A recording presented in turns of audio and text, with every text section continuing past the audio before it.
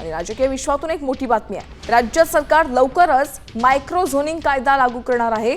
या कायद्यामुळे संपूर्ण परिसरासाठी एकच दर न ठेवता सुविधा आणि बाजारपेठेच्या मागणीनुसार छोट्या भागांचे स्वतंत्र मूल्यांकन केलं जाणार आहे। एसआरए म्हाडाच्या इमारतींना आणि इतर मोठ्या इमारतींना मालमत्तेनुसार रेडी रेकनरचे दर ठरवले जाणार आहेत। या कायद्याची अंमलबजावणी टप्प्याटप्प्याने लागू होईल अशी माहिती महसूल मंत्री बावनकुळे यांनी दिलेली आहे।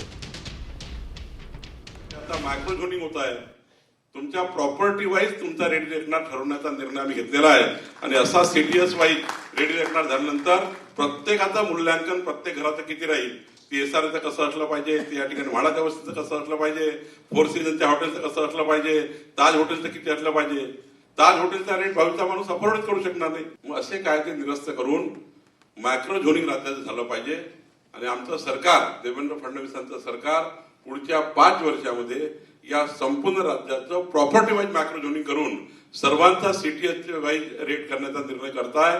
हा ऐतिहासिक निर्णय आपल्या सरकारने केला। हे अत्यंत